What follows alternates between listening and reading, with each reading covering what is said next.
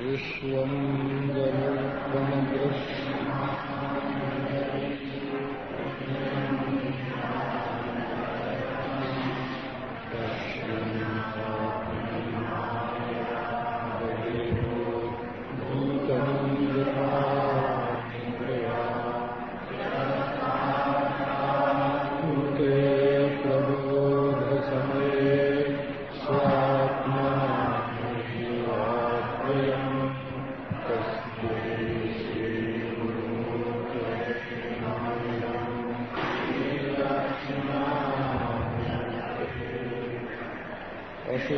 अशुभानिराचष्टे तनोति शुभसन्ततिम् स्मृतिमात्रेण यत्पुंसाम् ब्रह्म तन्मङ्गलम् परम् अतिकल्याणरूपत्वात् सर्वकल्याणसंश्रयात् स्मर्त्रीणाम् वरदत्वाच्च ब्रह्म तन्मंगलम् परम्।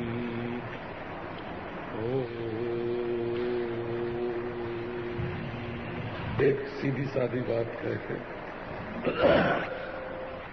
ब्रह्म जिज्ञासा, ब्रह्म मीमांसा प्रारंभ करते हैं।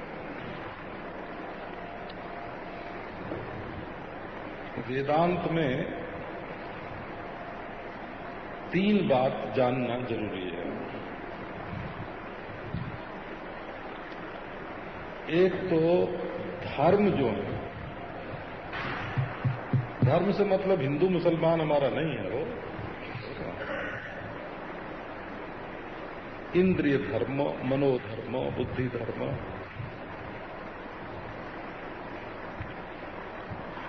विषय धर्म,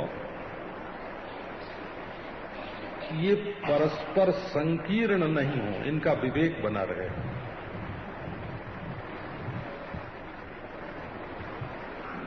और दूसरी बात है वेदांत में कि धर्मी के साथ तादात्म्य न हो, माने इनका जो अभिमानी है उसको कहीं हम मैं न मान बैठे। और तीसरी बात यह है कि ये धर्म के जितने भेद मालूम पड़ते हैं और धर्मी के जितने भेद मालूम पड़ते हैं, धर्मी माने जीव समझो, अभिमानी धर्मी, और धर्म माने गुण, विशेषता। प्रत्येक वस्तु में अलग अलग गुण होते हैं, उसकी अलग अलग विशेषता होती है, उसमें अलग अलग धर्म होते हैं। तो वो किसका क्या धर्म है, किसका क्या गुण है, किसकी क्या विशेषता है, ये तो संकीर्ण न होने पाए, आपस में मिलने न पाए। बुद्धि में और धर्मी जो इन गुणों का, विशेषताओं का, धर्मों का जो अभिमानी है, उसके साथ हम मिल न जाएं, तादात्म्यापन्न न हो जाएं। और हमारा स्वरूप भूत चेतन ही अधिष्ठान ब्रह्म है, इस ज्ञान से धर्म और धर्मी दोनों के मिथ्यात्व का निश्चय हो जाए, दोनों बाधित हो जाएं। तो धर्म की संकीर्णता, धर्मी के साथ तादात्म्य और अपने से पृथक वस्तु का सत्यत्व भ्रम, ये तीन बात यदि मिट जाए तो समझो कि तुम स्वयं ब्रह्म हो। अपने ब्रह्म होने की ये कसौटी है। तो ये ऐसा नहीं है कि यदि कोई मान बैठे कि मैं ब्रह्म हूं, तो मान बैठने से उसका नाम ब्रह्म ज्ञान हो गया, ऐसा नहीं है। मान बैठना कोई बाधा है, कोई विघ्न है, कोई पाप है, ऐसा नहीं है। बोला मान बैठना भी सत्य के अनुरूप एक मान्यता होने के कारण है ना। जैसा सत्य है वैसी ही मान्यता होने के कारण वो साधन है।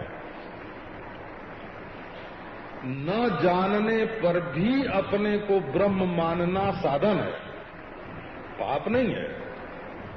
मान्यता पाप नहीं होती, श्रद्धा पाप नहीं होती, विश्वास पाप नहीं होता, वो तो सद्गुण होता है।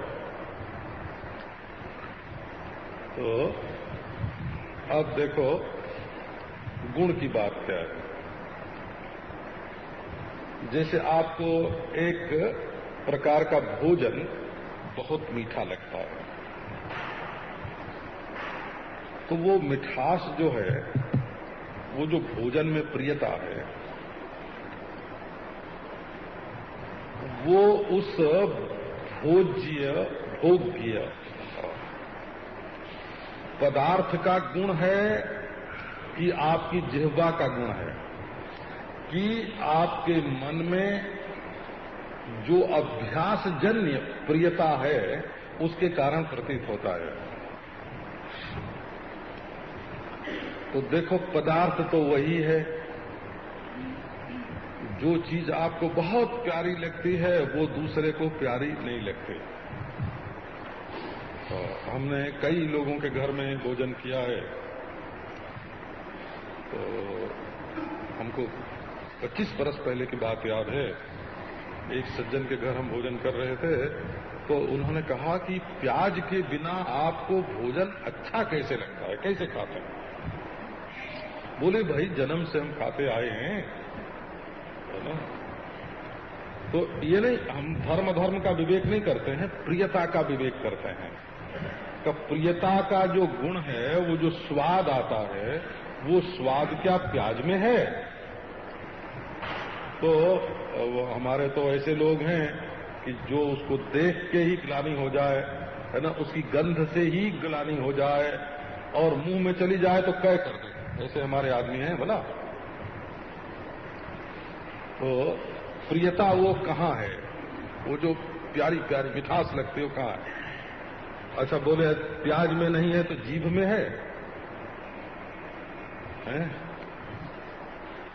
तो एक जीभ से दूसरी चीज प्यारी लगती है और दूसरी जीभ से दूसरी चीज प्यारी लगती है, तो वो कहाँ से प्रियता आए? तो असल में प्रियता न प्याज में है न जीभ में है। अभ्यास के कारण बारंबार खाते रहने के कारण जो मन में उसके प्रति रुचि उत्पन्न हो गई है, मन में रुचि है, मन में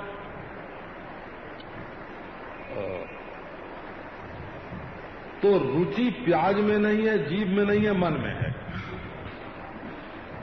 तो मन में जो प्यार है उसको जीभ में डाल देना अथवा उसको प्याज में डाल देना, ये क्या हुआ? ये धर्म को संकीर्ण करना हो गया।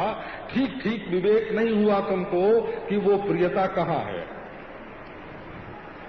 अच्छा अब मन में प्रियता है, अरे बाबा मन में तुमने अपने मैं को रख दिया है इसलिए प्रियता है। इसको पदार्थ का विवेक कहते हैं। वो संकीर्ण मत होने दो। जो चीज जहां है, ऐसा रूप में प्यार है, रूप में प्रियता नहीं है, आंख में भी प्रियता नहीं है। चीनी लोग जिसको सुंदर समझते हैं, अमेरिकन लोग उसको सुंदर नहीं समझते, और अफ्रीकन जिसको सुंदर समझते हैं उसको, यूरोपियन लोग उसको सुंदर नहीं समझते। तो सुंदरता जो है वो महत्व बुद्धि पूर्वक अभ्यास करने से प्रियता उत्पन्न हो जाती है। न वो गुण द्रव्य का गुण है ना, प्रियता न द्रव्य का गुण है न इंद्रिय का गुण है, और मन में भी अभ्यास जन्य है। असल में तो वो आत्म प्रियता ही है। अब धर्मी का अभ्यास देखो, और ये बिल्कुल हम सूत्रारूढ़ करने के लिए बोल रहे हैं बोला। तो पदार्थों का ये बात जानो कि शब्द दूसरी वस्तु है, कान दूसरी वस्तु है, मन दूसरी वस्तु है, और कौन से शब्द प्यारे लगते हैं। हमारे यहाँ एक कोई सज्जन आते हैं तो उनको शास्त्रीय संगीत बिल्कुल पसंद नहीं है ना, फिल्मी संगीत पसंद है। एक सज्जन है, उन्हें फिल्मी संगीत बिल्कुल पसंद नहीं है, शास्त्रीय संगीत पसंद है। एक ऐसे हैं जिनको कर्नाटक संगीत सुन के कान में उंगली डाल लें, उन्हें तो उत्तर भारतीय संगीत चाहिए। तो ये है ना। और जब हम लोग अंग्रेजी संगीत सुनते हैं तो कुछ समझ में ही नहीं आता है कि इसका सिर पैर कहाँ है ना। और जिनको वो प्रिय है, ऐसे हमारे पास लोग आते हैं जो कहते हैं कि बहुत ही उच्च कोटि का संगीत है ये जो यूरोपीय संगीत है। तो आप देख लो, अपनी प्रियता का विवेक करो, वो कहाँ है। वो वस्तु में है कि इंद्रिय में है कि मन में है, अभ्यास जन्य है कि धर्मों की असंकीर्णता हो जाने के कारण, ग्रंथि हो जाने के कारण। अच्छा, अब एक धर्मी का अभ्यास।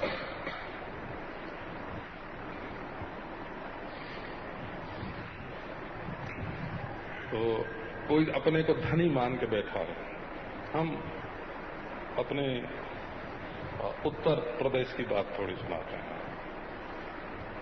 वहां ब्राह्मण होते हैं, काशी में समझो, काशी में ब्राह्मण प्रातः काल उठ के वो शौचालय में जाते हैं तो लाल अंगोछा पहन के जाते हैं, और पहले एक बार घर में स्नान करके दूसरा कपड़ा पहनते हैं, फिर जाके गंगा जी में स्नान करते हैं।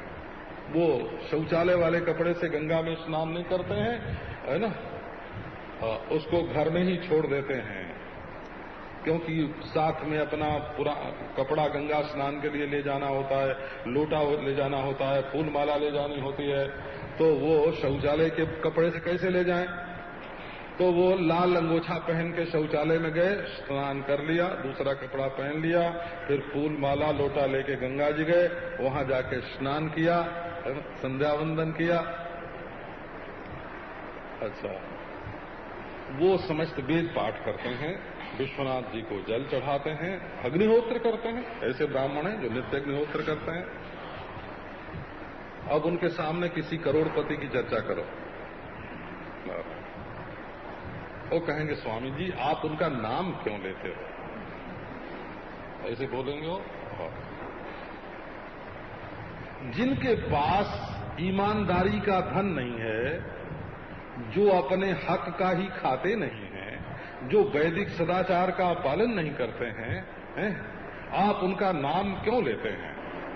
हम विद्याधन हैं, हम तपोधन हैं, हम आचार्य धन हैं, आचार धन हैं, हमारे सामने वो क्या होते हैं?